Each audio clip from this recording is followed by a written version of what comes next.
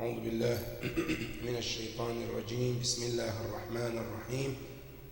الحمد لله رب العالمين، ثم الصلاة والسلام على أشرف الأنبياء والمرسلين، حبيبي وحبيب إله العالمين أبي القاسم محمد. اللهم صل على محمد وآل محمد وعلى أهل بيته الطيبين الطاهرين المعصومين الذين أذهب الله عنهم الرجس وطهرهم تطهيرا.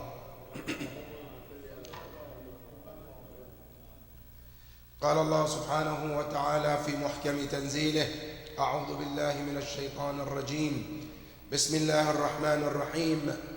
والذين لا يشهدون الزور وإذا مروا باللغو مروا كراما والذين إذا ذكروا بآيات ربهم لم يخروا عليها سما وعميانا والذين يقولون ربنا هب لنا من أزواجنا وذرياتنا قرة أعين واجعلنا للمتقين إماما أولئك يجزون الغرفة بما صبروا جنة.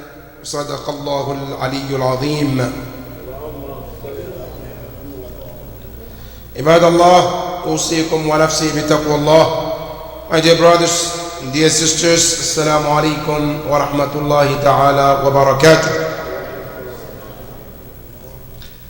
As part of our every Friday duty and responsibility to remind one another about Allah, remind one another about rules and regulations of Allah subhanahu wa ta'ala, and more importantly to remind one another about Allah's laws among ourselves, and to also be God worried and also remember the rules and regulation of Allah, whether be in private or be in public.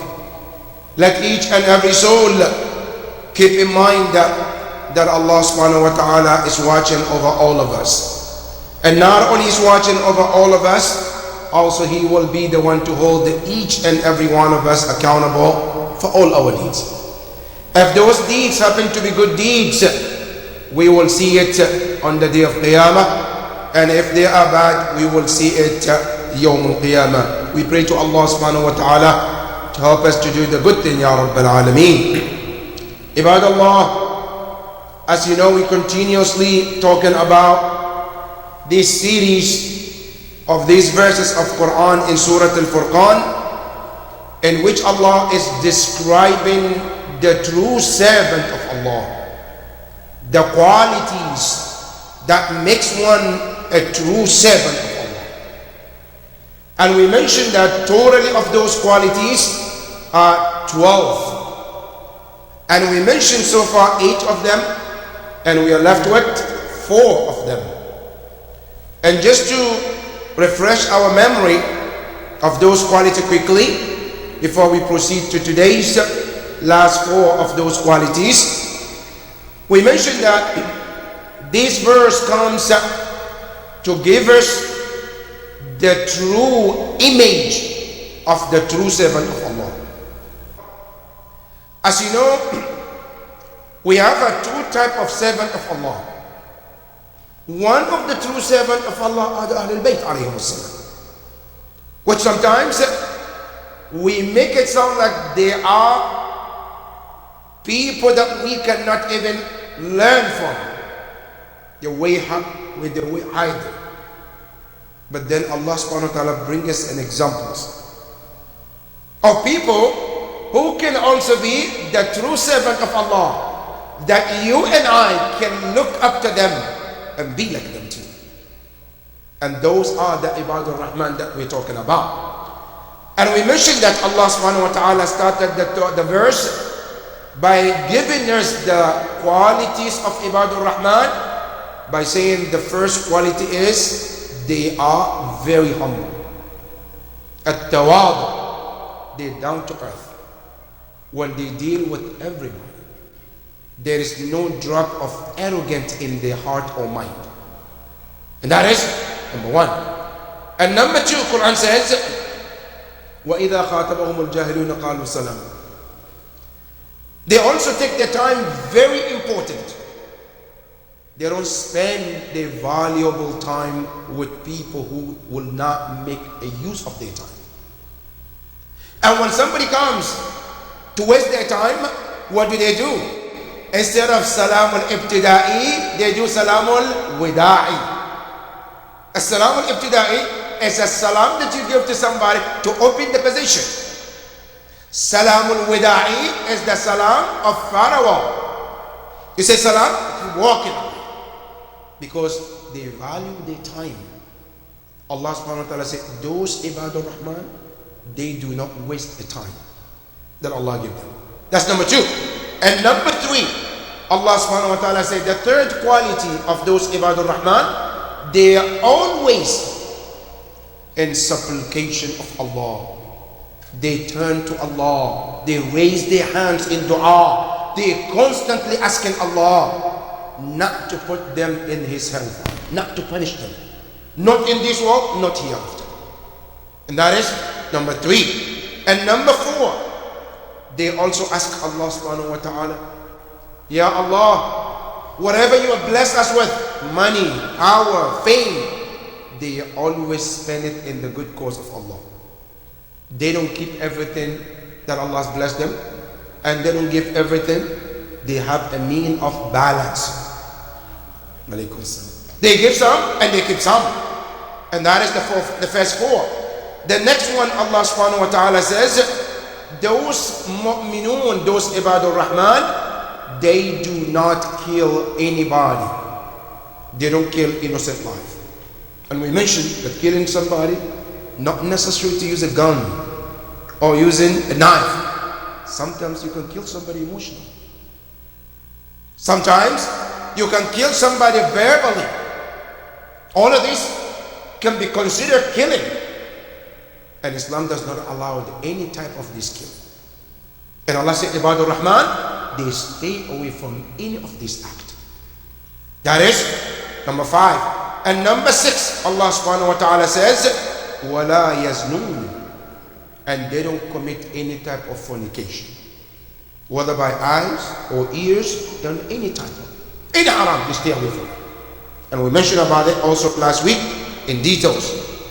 And we mentioned also one of the things they don't do, they don't commit shirk.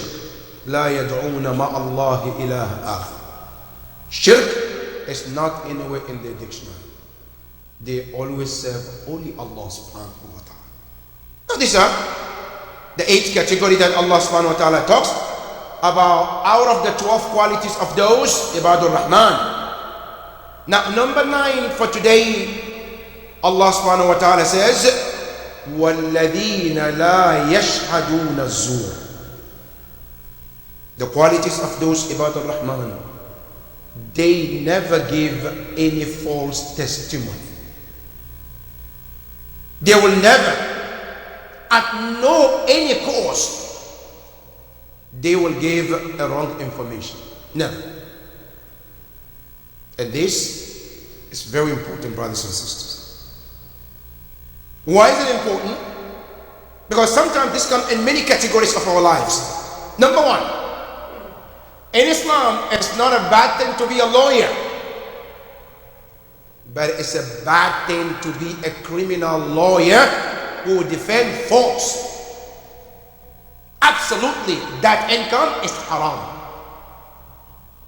To take a job because there is a lot of money involved, I know this person is criminal, I know he committed it, but because of the money involved, I can twist the truth and make the false truth and truth false in the name of money making. That is absolutely haram. That is one of the verses that Allah said, وَلَا يَشْهَدُونَ الزُّورَ. You can be a lawyer, yes, Islam is not against being a lawyer. Be a lawyer, but be a lawyer that defends the truth. A lawyer that stands with truth. Even if you're going to lose everything, even if you're not going to gain anything, stand with the truth. And that is one of them. Now, another one is sometimes, no, I'm not a lawyer, I'm a judge. And I know this person is criminal. I know he's guilty. But they come at home with some big pack of money or big one fat check. Right? Yes. What do they want me to do? Or find him not guilty. And because of that money, what happened? I take the money in order to change the truth. Allah subhanahu wa ta'ala said, that type of person can never be considered Ibadur Rahman. Ibadur Rahman, nothing will make them to change the truth. Never. That is number one. Number two, another example also, it can be in business. Sometimes I have a business, making money. I know for sure this item is not a good idea. I know it shouldn't be sold this amount. But why? Because of the money. Then I can pass. Say, yes, it's okay. So I can get money. And I know for sure, between me and Allah, that absolutely these items should not pass. That because I want money, or because I was given money, or because I'm being bribed, I can turn a blind eye and let it pass because of money. This is part of the qawl al-zur, or shahadat al-zur. And it's haram, one of the major sins in Islam. Not only that, sometimes it happens in a relationship, in marriages, in family dispute. They go to the court.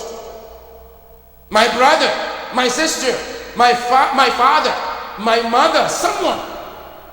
I know they're guilty at something. But I'm being called to come to the court and testify. So I can't testify against my dad. I can't testify against my mom. I can't say something wrong. And I know the truth. Listen to what Ahlul Bayt alayhi wassalam says. قُلِ الْحَقِّ وَلَوْ كَانَ بَرًّا قُلِ الْحَقِّ وَلَوْ كَانَ عَلَى نَفْسِهِ. Allah subhanahu wa ta'ala in the Quran, He tells us also, كُونُوا قَوَّامِينَ لِلَّهِ شُهَدَاءَ بِالْقِسْطِ. Be those who stand with the truth and justice for the cause of Allah subhanahu wa ta'ala. Never at any point turn the truth to false, or the false to truth. And this can go further away, brothers and sisters. Sometimes it happens among the ulama too. I'm an alim. A husband and wife come to me for dispute among themselves. I know this brother is absolutely wrong. I know that for fact. Alright? But he has been kind to me. He's been so nice to me. I don't want to hurt his feelings. Right? So what did I do? I try to cover it up to make the woman look she's bad. Because I don't want to hurt his feelings. No, good. You don't want to hurt his feelings. But are you okay with hurting Allah's feelings? Then I'm okay to hurt Allah's feelings and hurt Ahlul Bayt feelings and turn in the truth upside down in order to please someone. And I'm thinking that I will be having a way or pass in front of Allah Yawm al-Qiyamah. This is all part of the qawl al-zur. Whenever something comes to me and I happen to know the truth, I have to stand by the truth regardless. And that is the sign of Ibadur Rahman. Allah subhanahu wa ta'ala says, وَالَّذِينَ لَا يَشْهَدُونَ الزُّورَ. They will never, Ibadur Rahman, one of their qualities, they will never under no circumstance, they will give a false testimony. Give them money, bribe them, try to emulate, try to change anything. But they are not going to change to please you, because their focus is to please Allah. And that is one of the qualities of those Ibadur Rahman. Then Allah said, not only that, number 10, وَإِذَا مَرُّوا بِاللَّغْوِ مَرُّوا كِرَامًا. Ibadur Rahman, when they pass by an action that is not good, it's haram, what do? Do they sit there when they know it's haram is going on? You're not going to say no, no. And these are practical examples, brothers and sisters. These ayahs that we're talking about, there are so many practical examples. And I'm going to give you some examples. We're living day in and day out. One of the وَإِذَا مَرُّوا بِاللَّغْوِ مَرُّوا كِرَامًا is many times it happens in our communities. My brother, my son, anybody in the family wants to get married. Right? Want to get married. And I know for sure, you're going to be dancing. You're going to be doing some haram. I know that for sure. Because they told me, right? They'll be dancing, they will be mixed gathering. And I don't want to hurt my brother's feelings, so let me just sit there and watch haram is going on. And you know what? I don't want him to be angry at me. So what happened? I will sit there. Haram is happening. I'm watching. I'm clapping. I'm part of the haram because I don't want to hurt his feelings or her feelings. You know, where is Allah's feelings, brothers and sisters? Where did we become that I'm willing to hurt Allah's feelings and put Allah's feelings aside just to please another human being? Now listen to the bottom line of the Prophet. لا طاعة لمخلوق في معصية الخالق. There is no obedience to the creation if that obedience is in disagreement with the Creator. Therefore, there is any dispute between to obey Allah or to obey the human being, Allah always should come first. And that is one of them. وَإِذَا مَرُّوا بِاللَّغْوِ. Now sometimes in a workplace, my boss invites me. Right? They're going to be a gathering. There's going to mix gathering. They're going to be alcohol. They're going to be doing all kind of haram. And you have to be there. Now, I'm going to sit on the table with the alcohol. I'm going to cheer with them. Yeah, I'm not going to be drinking alcohol, but I'm going to do cheer. But mine is Coke, right? Let's cheer up. And then let's just dance a little bit. Just one day, just to protect my job. Do you really believe that Allah is Razzaq? Or do you really believe that He is Razzaq or your boss is the Razzaq? Now, if you really believe your boss is Razzaq, then why you even bother to call Ya Allah? You know, call your boss for everything. But if you really believe Allah is Razzaq, then you should not go down in obeying your boss if that disagree with Allah's law. And that is bottom line. Allah subhanahu wa ta'ala says, وَإِذَا مَرُّوا بِاللَّغْوِ. At any point, if they found themselves between obeying Allah or obeying human being, they always put Allah first. That is, وَإِذَا مَرُّوا بِاللَّغْوِ. Now, al-laghu here, according to the Mufassirin, they give different tafsir of laghu. Al-laghu, one of them, they says, majalisul batil. Any gathering where it's meant for something haram. Something un-Islamic gathering. So one should not be in there. You shouldn't be. You know, one thing we have to understand, brothers and sisters. You know, sometimes we take these things very lightly. No, it's just one day. Yeah, it might be one day. It might be 1 minute. But imagine if Allah to take your life right there. Right there. Just 1 minute there. You know, it's just one day and it happened to that right there.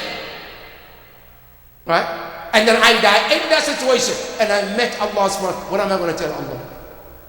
Ya Allah, I just went there for 1 day and I just died. Yeah, just 1 day. You know, you don't need to disobey Allah 100 times for Allah to be angry. Shaitan became shaitan with one disobedient. One disobedient, he became shaitan. So the bottom line is, according to the Quran, Allah subhanahu wa ta'ala says, be very careful when you fall into this category. But now here's the hukm al-shar'i. Let me mention, because a lot of time people ask this question. And sometimes I know it's very difficult. There's no doubt. And the situation is what? Sometimes I get like, should I do silatul raham or should I just walk away? Which one? Like in that situation, I know one of Prophet family member invite me to come to a wedding and I know they're going to do haram. Now I don't want to not go fully because then I'm not doing the right thing because I'm being invited. And I don't want to go and be part of haram either. So what should I do in this situation? Should I not go or should I go? Now Islam is saying don't go. Visit them, say salam, take a gift with them. Right? Now, I walk in there, Assalamu alaikum, happy, mashallah, congratulations, that's my gift, you're there. The moment they started beating the drums, that is the time to do what? To take off.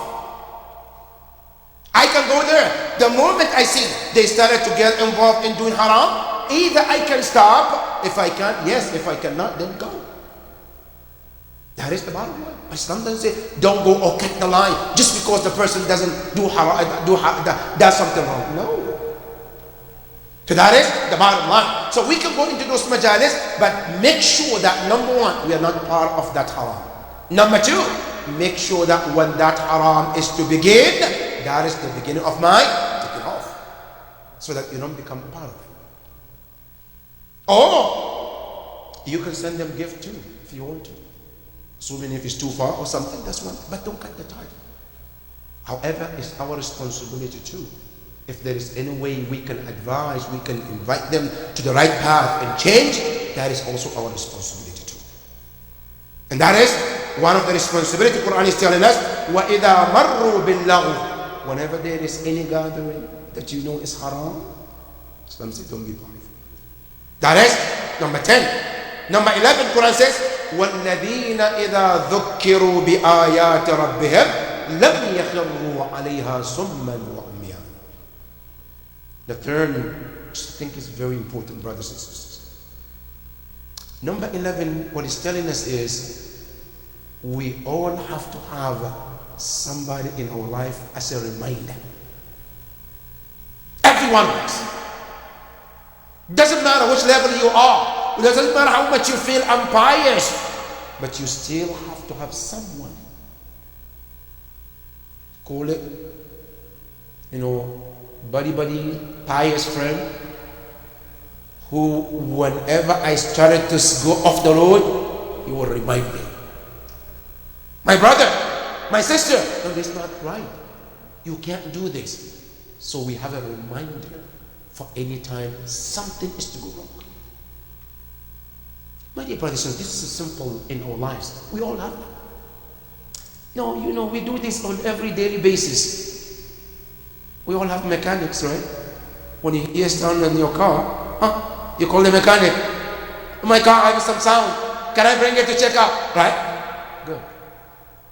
We all have a card for our doctors. If something happened, stomach ache, headache, something, you call. Hey, can you check out? I have some problems. But the only problem we don't have is a best friend to call to evaluate me spiritually. How many of us have self-spiritual evaluation friend? Like the way we go to the doctor every year for every checkup. MashaAllah, today is my full checkup. Right? The doctor is going to examine everything from head to toe to make sure that health-wise you're fine. How many of us have a spiritual evaluation doctor? That every 6 months I call him. You are my guy. How am I? Am I okay? No, I have a problem. Can you help me? What should I do in this situation? Allah subhanahu wa ta'ala says, listen carefully. Ayah number 11. And the quality number 11. Allah says, وَالَّذِينَ إِذَا ذُكِّرُوا. Those, whenever others reminded them. Reminded about what? بِآيَاتِ رَبِّهِمْ. Something about Allah, something related to Allah, something about Qiyamah, something about Barzakh, something about Allah. What happened? لَمْ يَخِرُّوا عَلَيْهَا سُمًّا وَعُمْيًا. They never turn blind eye from that reminder. As a matter of fact, they always looking forward somebody to remind them to do the right thing. Have you done your Salat al-Fajr? Sometimes, especially we as parents, our children, they get annoyed with us, right? You knock at the door, Fajr, wake up. Say, yeah, mom. Then you go back again. Then they get annoyed. Why you keep talking? I said, mom. You don't want that reminder. And sometimes it's a spouse. It happens with the husband, sometimes with the wife. Sometimes the wife wakes up, it's time for Fajr, wake up. And then you get annoyed. I say, husband, why you keep bothering? I said, mom. But he's still sleeping. As the wife trying to do the right thing, to remind you, to encourage you for no. And sometimes the other one. The husband wants to remind the wife, wake up for Salat al-Layl, for Salat al-Fajr, or Dhuhr. Then it becomes annoying. You know, number one, you're not praying for him, praying for yourself, to build your own Jannah. But whatever the case is, we should be a people that whenever we are reminded with something, we should be happy and be grateful to people who reminded us to do the right thing. Our sixth Imam, Imam Ja'far al-Sadiq alayhi salam, he says, رحم الله امرئ أهدى إلي عيوبي. He said, may Allah have mercy upon any person who shows me my own faults.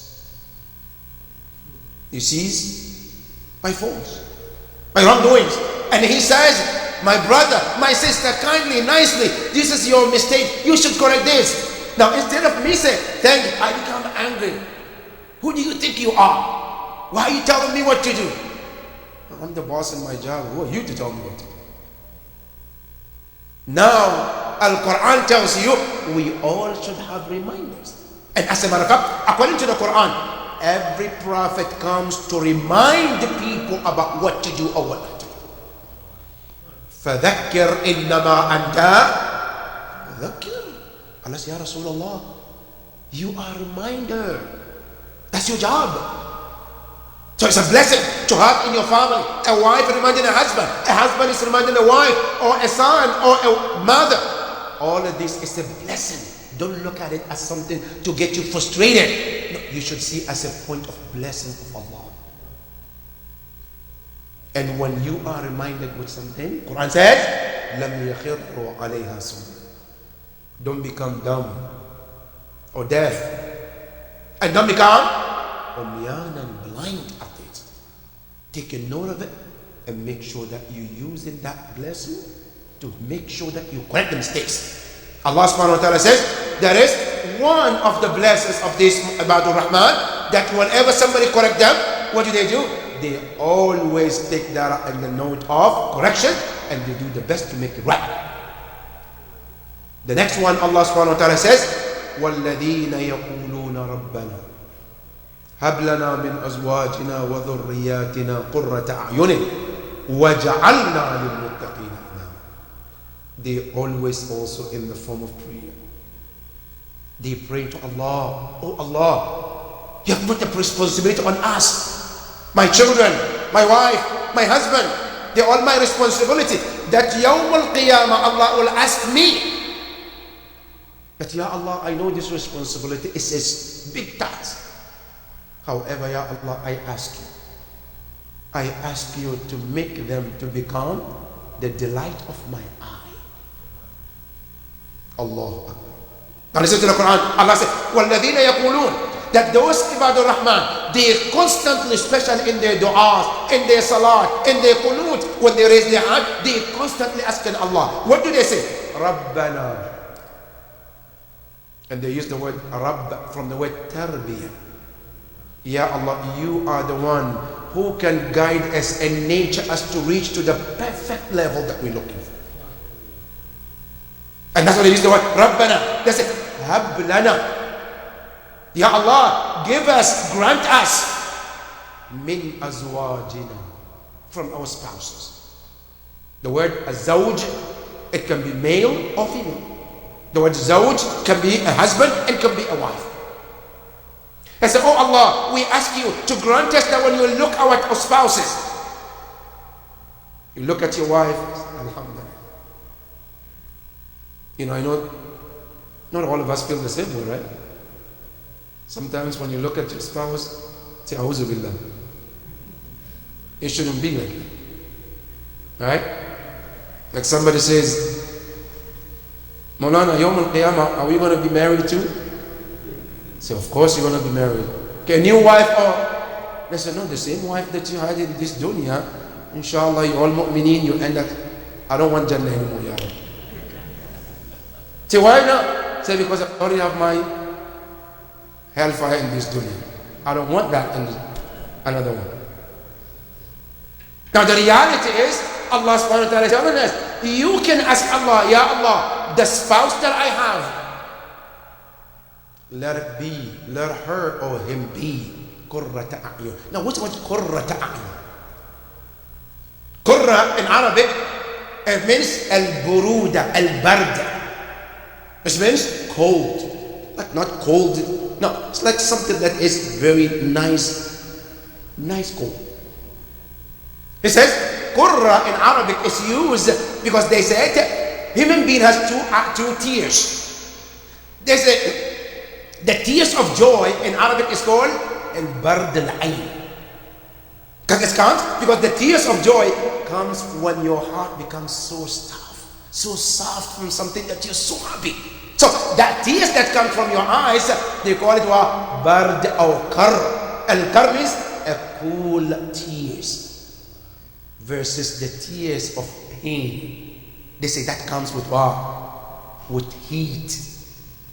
So when I said qurrata a'yun, Ya Allah, let it be that when I look at my spouse, my wife, my husband, let it be that I get so cool in my heart that I'm happy to have this person as a wife. Let it be that when I look at my husband, let me be happy that, Ya Allah, when I look at my husband, let me be happy that Allah has blessed me with such a husband. That's called qurrata a'yun. Somebody that whenever I look at them, I become so happy. Not only the husband or wife, it says, وَذُرِّيَّاتِنَا, and so applied to also my children. When I look at the child that Allah bless me, he's doing very well. She's doing very well. Education-wise, Islamic-wise, she's practicing. She does her hijab. She's educationally doing well. I look at her. I say, Alhamdulillah. Because brothers and sisters, Allah, trust me. When Allah bless you with a child, boy or girl, and they are doing good, they're practicing, they're doing their best to practice. Wallah, I say thank you. And thank Allah for such person. Because let it be known to you that even Prophet Noah didn't get that. Prophet Noah, Ulul Azm, Allah didn't bless him with a child like that. Now when you find a child who's obedient, who's praying, is going to school, listen to a direction, and he's not 100% there, right? You know, sometimes my child obeys me 20%, 80%, but I forgot about 80, I'm looking at the 10% is not obedient. Now, how many of us obey Allah 100%? Do I obey Allah 100% to expect my son or my child to obey me fully 100%? Of course not. Now 80%, Alhamdulillah. Now pray for the other 20, that inshallah, that 20 is going to come later. But be happy for whatever Allah has blessed you with. And pray for Allah to change them and make them better and better. And that's what you see even Prophet Ibrahim alayhi salam in the Quran. That's what he made dua.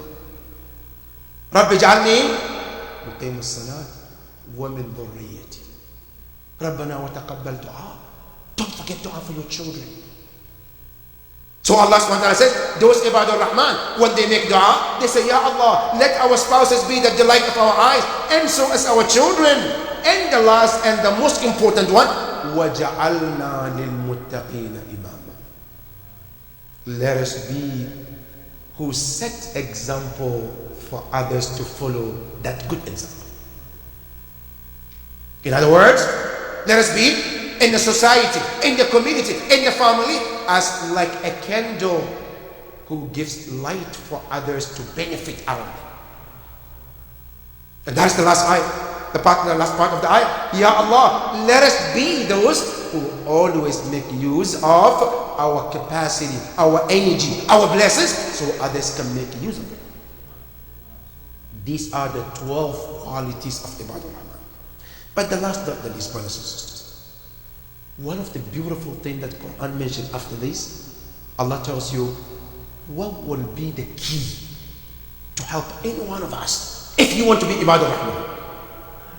Allah mentioned one thing, that if you are able to practice it, inshallah, the other 12 will follow. What is it? Listen to the ayah. Allah says, أُولَٰئِكَ يُجْزَوْنَ الْغُرْفَةَ بِمَا صَبَرُوا. The key is sabr and patience. That's the key. Anything that you want to be blessed with in this world, to become Ibadur Rahman, any of this quality, it requires patience and sabr. And with the sabr, you will be able to reach them. And that's why Allah says, أُولَٰئِكَ يُجْزَوْنَ الْغُرْفَةَ. Al-Ghurfa man al-manzila. Allah says those are the ones, Yawm al-Qiyamah, they will be given the highest position in Jannah. But because of what? بِمَا صَبَرُوا. Because of the patience that they endured in this world.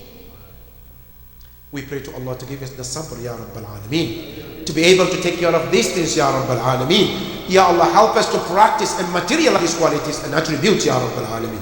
Bismillah ar-Rahman ar-Rahim. Inna a'tainaka al-kawthar fasalli li rabbika wanhar inna shani'aka huwa al-abtar. Sallu ala Muhammad.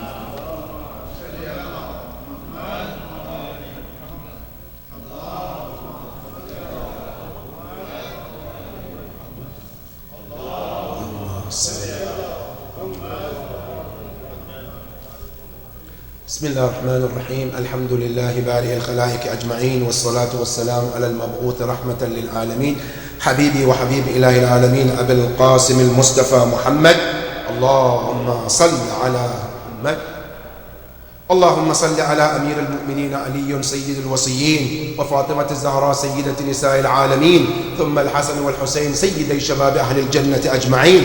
اللهم صل على علي بن الحسين ومحمد بن علي وجعفر بن محمد وموسى بن جعفر وعلي بن موسى ومحمد بن علي وعلي بن محمد والحسن بن علي العسكري والحجة المهدي المنتظر. اللهم هؤلاء أئمتنا بهم نتولى ومن أعدائهم نبرأ إلى قيام يوم الدين. اللهم عجل لوليك الفرج، اللهم عجل لوليك الفرج، إنك على كل شيء قدير. صلوا على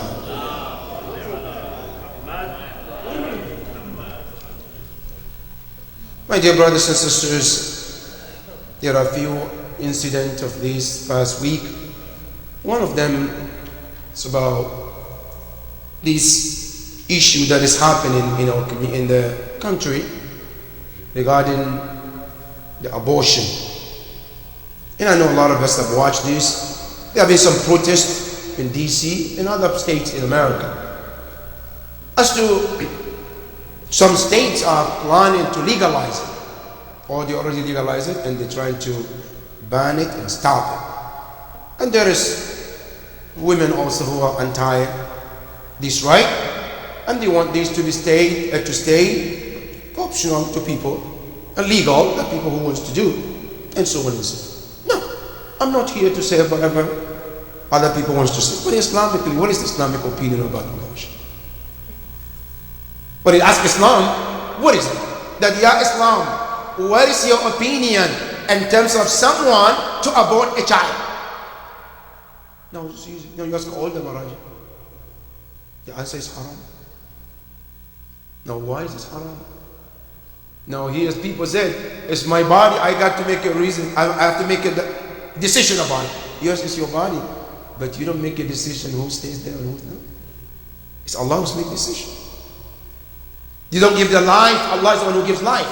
So Islamically, it's one of the things that Islam forbids. However, there are certain situations that Islam allows. Our fuqaha and maraja, they allow in certain situations when, if the life of a mother will be in jeopardy because of that pregnancy. Now, for the child to survive and the mother to die, Islam says no, the mother should live. Yeah, the mother is the priority. Then Islam allows it. But in other cases, no, I don't want it. I don't want to have it. No, that's not your choice. And Quran mentioned, وَلَا تَقْتُلُوا أَوْلَادَكُمْ خَشْيَةَ إِمْلَاقٍ.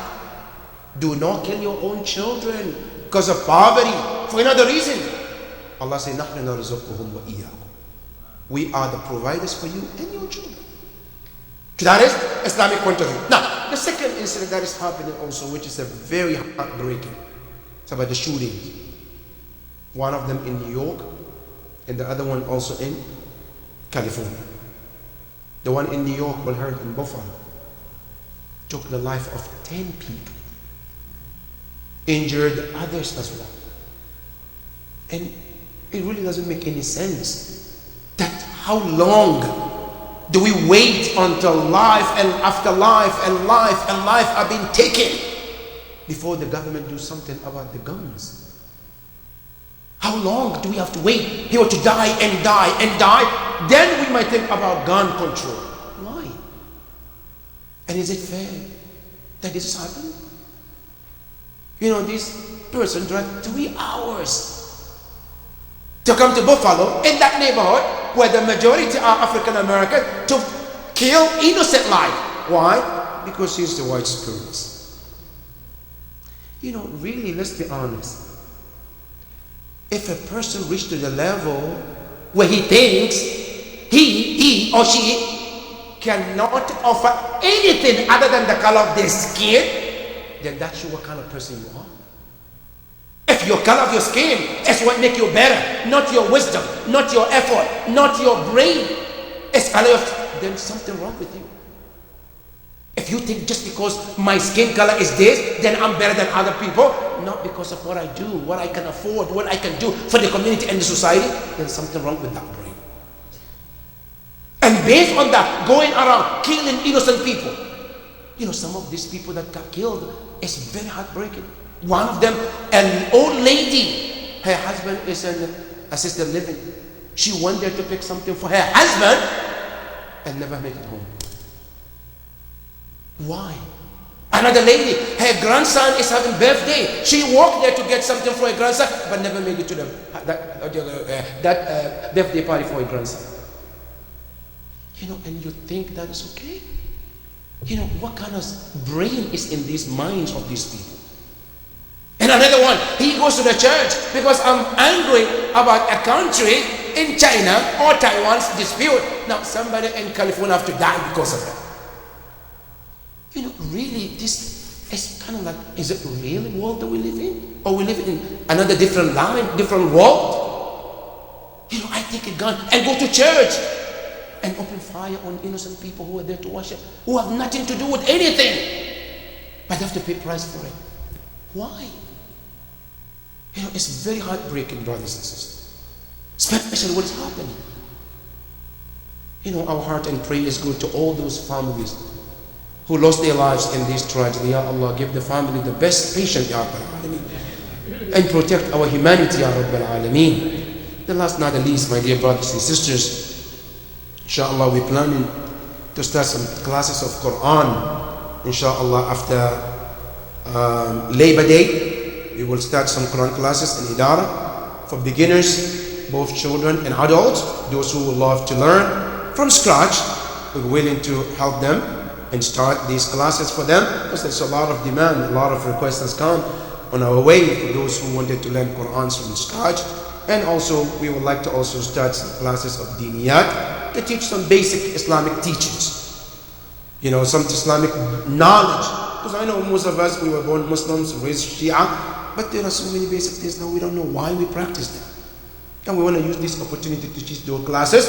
So, those classes, inshallah, will begin after Labor Day. So those of us who are willing and want to take advantage of it, please make sure that you register, and then inshallah we will be there to teach those classes, inshallah. And we pray to Allah subhanahu wa ta'ala to help us to do the right thing, Ya Rabbal Alameen. The last not the least also, as you know, there was a lunar eclipse a few days ago. Those of us who might not be able to pray the Salat al-Ayat, make sure that is done, because it's one of the wajibat, one of the salat that is wajib, and it must be done, inshallah.